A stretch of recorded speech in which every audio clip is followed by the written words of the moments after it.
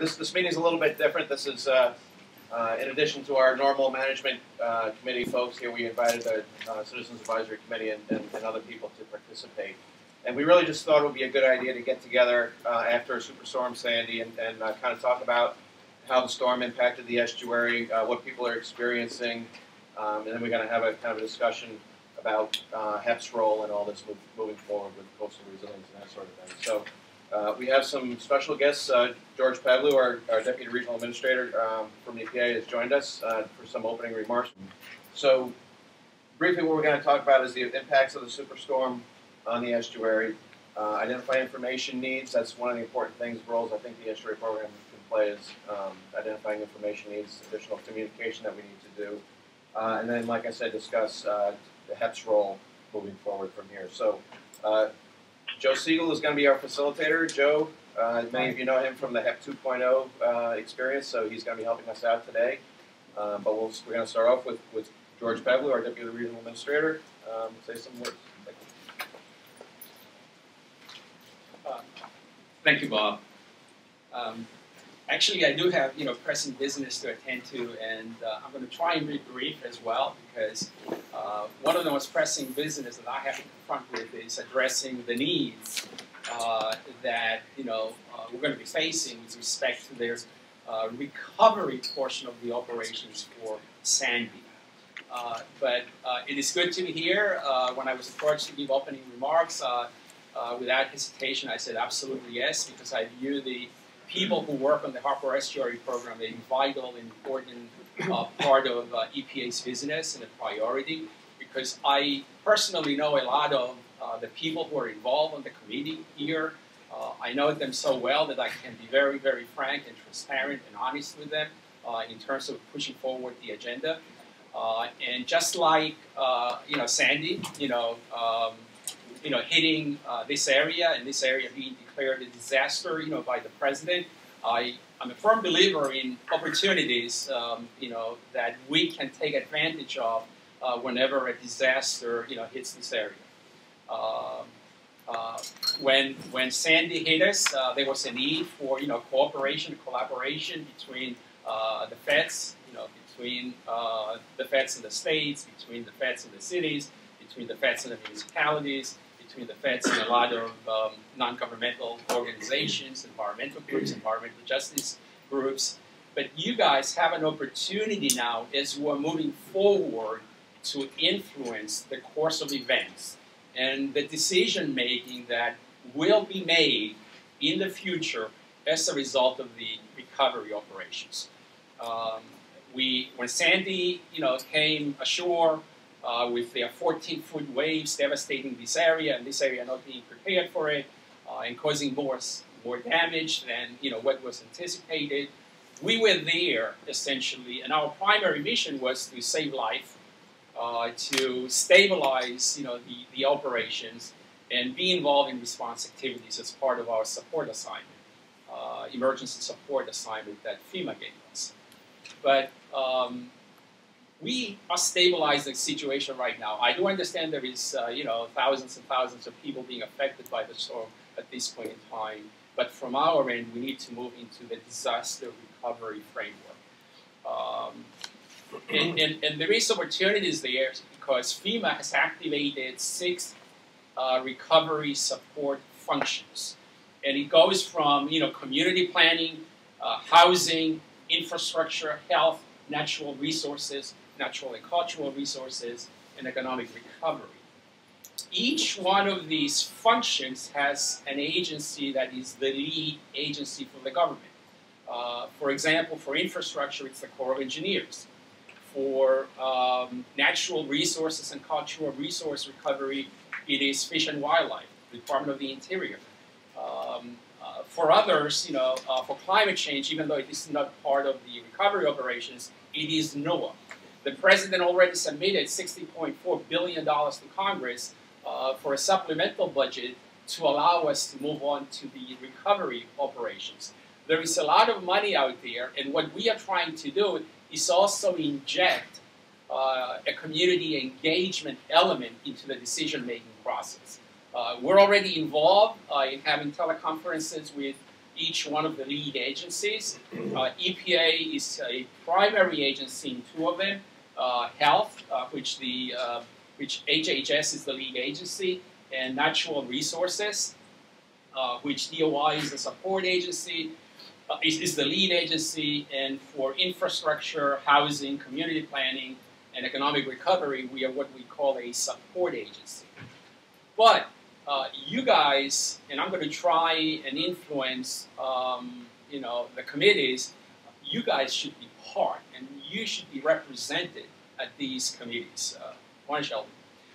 If you're not, EPA through their own liaisons can carry your message to these committees. I said I was going to make it brief, but I can't help myself. Just to give you an idea, in terms of, what we are talking about in terms of money. Because I know as part of, of our discussions from previous meetings as well, the issue of resources and the issue of money and the issue of investment in the Harbor Estuary program was always discussed, and we were all frustrated that we're not getting necessarily the amount of, support that we needed, be it in terms of, people, be it in terms of money. But we know money is what makes this world, turn. So just to give you an idea, for EPA, there is, at this point in time, $610 million to allow us to deal with what we call resiliency factors, what we call green sustainability factors, such that if there is another storm in the future, the impact and the damage is not going to be as substantial. This kind of money is going to be above and beyond, what FEMA pays to repair the damages and allow them to reach the pre-storm, stage. But they don't pay anything for improvements, to either make them comply with the law or, deal with, these resiliency support activities that would be part of the designs, for future operations. But here is an opportunity for you guys to influence how these decisions, are made. In terms of natural, resources, agriculture is even getting $150,000. And what do you think that that assignment is for? It is for the purchase of floodplain easements in flooded or flood-prone coastal areas to mitigate economic and environmental risks, from future events.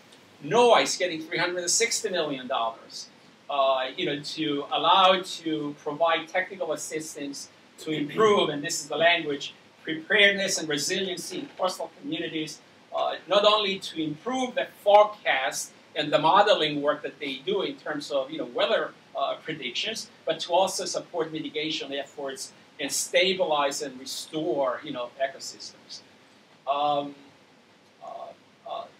They were also getting another $100 million, NOAA that is, to acquire land to restore and build coastal resilience in areas where rebuilding physical infrastructure is not feasible as well. HUD is getting $2 billion. I shouldn't say is getting.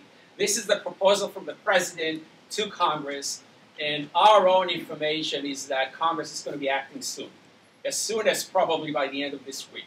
When I go back, I have to come up with cost estimates in terms of how much money we need to deal with drinking water and wastewater facilities in terms of resiliency, support activities to invest and prevent, future risks. That's why we reached, when Sandy hit, our 4 priorities happened to be 4 major facilities, one of them being PBSC, the Middlesex County Utility Authorities, the Bay Park sewage treatment plant in Nassau County, as well as the Yonkers, sewage treatment plant. Now, combined, all these 4 utilities serve more than 4 million people. More than half the population of half the states. I didn't say it correctly. 4 million people is more than half of the states. Doesn't quite right. We have 50. That's a lot of people.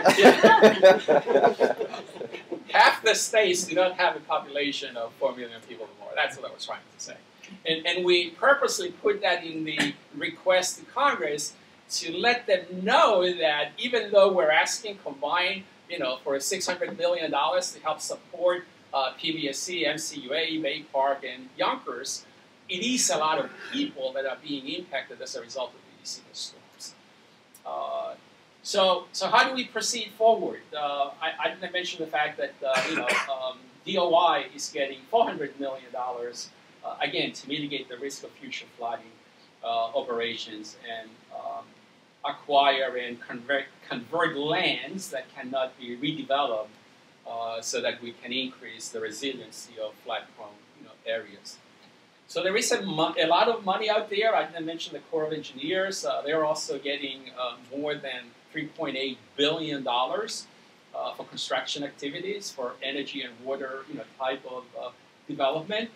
But the money is there, and as we proceed forward, this is your opportunity to coalesce your views and your opinions and either physically representing yourselves, and like I said, we're going to try the best we can to have you be part of these 6 recovery support functions so that you can shape the discussion and influence the decision-making in the future such that when decisions are made, they are made for the benefit of the harbor.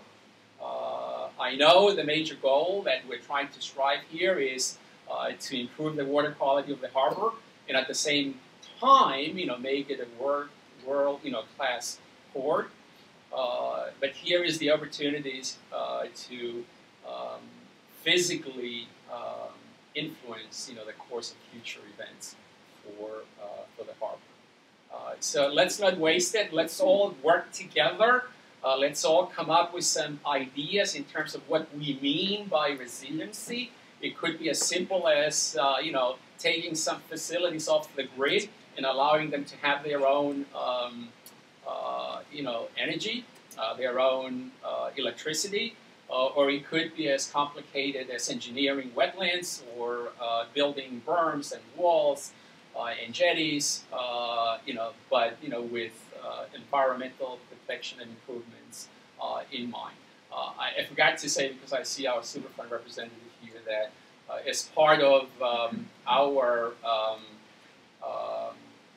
estimates, which was included in the President's budget proposal to Congress, was we requested $2 million because 3 Superfund sites have been affected by the storm as well.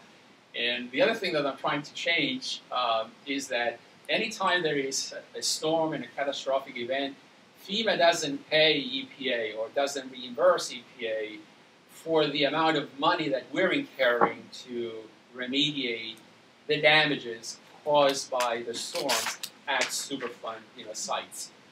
As a result of it, the agency has invested or is investing part of its own money to remediate these sites, and especially the Raritan Slag Superfund site, which is located around Perth Amboy, New Jersey. But ultimately, if this bill is approved by Congress, we hope to get our money back and improve the Superfund sites and make it whole again. I don't know if I have any concluding remarks in my prepared remarks.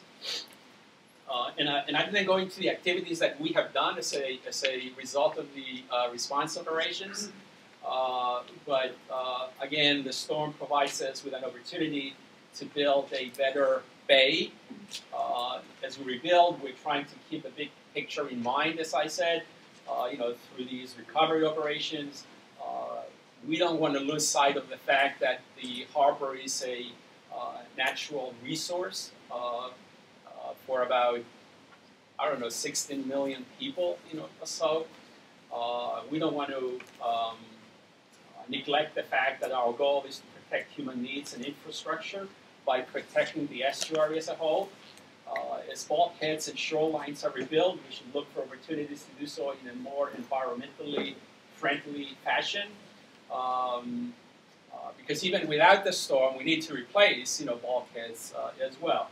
And we're going to do that with the Gowanus Canal anyway, which by some weird reason they are a historic, they need to be preserved, which I couldn't understand it. But not that we shouldn't, preserve, bulkheads, but as we all know, the Gowanus Canal is so heavily contaminated, and we should be able to, propose a remedy for the canal in the near future. When I left, 290 Broadway to come here, we are meeting with our National Remedy Review Board on the Passaic River. Now, I'd as well share this, with you, whereby we are proposing to do capping with substantial dredging in the Passaic River, including maintaining the navigational channel for the first 2.2 miles of the Passaic River, down to 30-foot depth. The entire proposed remedy is going to cost about $1.9 billion. It involves the removal of more than 4.3 million cubic yards of heavily contaminated fine sediment, and it only covers the lower 8 miles of the Passaic River. Whatever we remove, our proposal is to dispose of all these sediments off-site rather than building a confined aquatic disposal facility in Newark Bay. We did try to decontaminate all of these sediments through some pilot projects, but the decontamination technologies are not really there. They only achieve 27% removal, I believe, of the contaminants from the fine sediments, which was something that we couldn't accept. So we are, discussing that. I need to go back to the Remedy Review Board. I need to go back and prepare my assignment by noon, providing cost estimates of how much money we need to rebuild, in a resilient, fashion, drinking water facilities and wastewater treatment facilities as well. And the Harbor Estuary Program can play a vital role by facilitating information, sharing, and identifying work that needs to be done. And again, this is your opportunity and your moment to concentrate on that. And it is the opportunity that Sandy presented to us because everybody, is asking for money, and this administration is very much committed to sustainability and resiliency. So we all have an interest in clean estuaries, and we know that the best way to achieve this is by working together as a group and coming up with joint recommendations and representing those recommendations to the lead agencies as part of this community engagement initiative with the recovery functions of SAM. With that, I'm going to, I was asked to speak for 10 minutes, and I know I was not brief. Let us speak for at least 10 minutes. But thank you very much.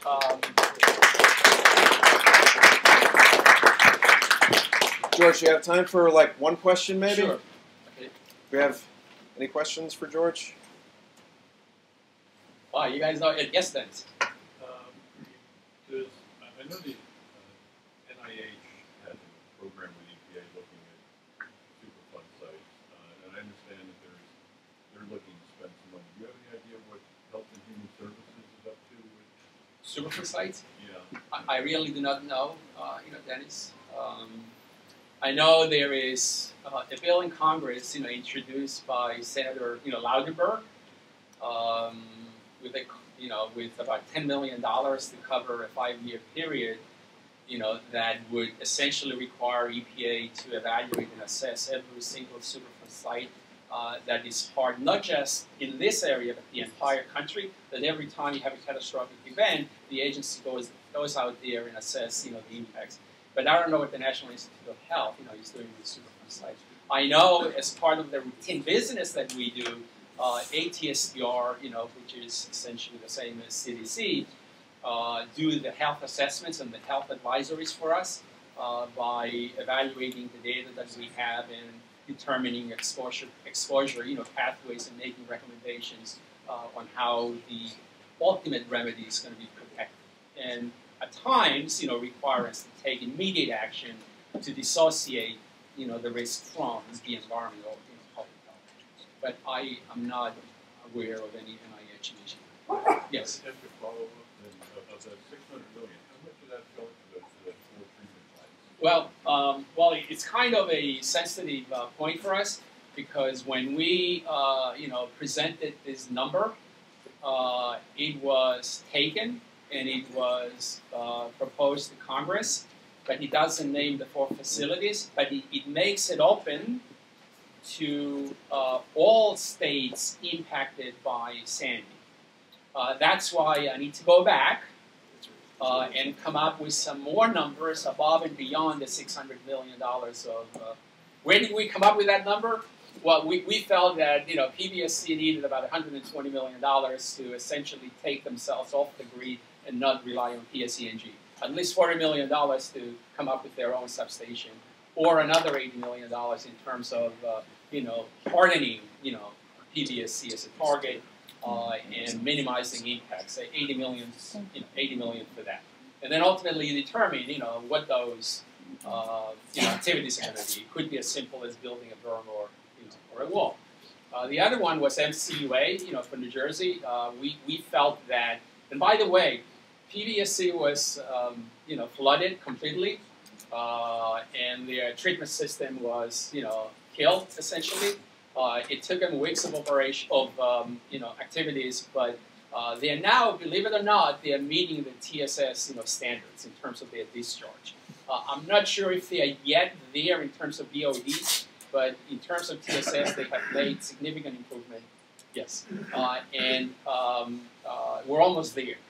With MCUA, the major damage was their pumping stations, especially the Sayreville pumping station, whereby we had to send divers in confined space full of sewage to repair their sluice gates that were allowing 100 million to 150 million gallons a day of untreated sewage to go into a canal that leads into the river.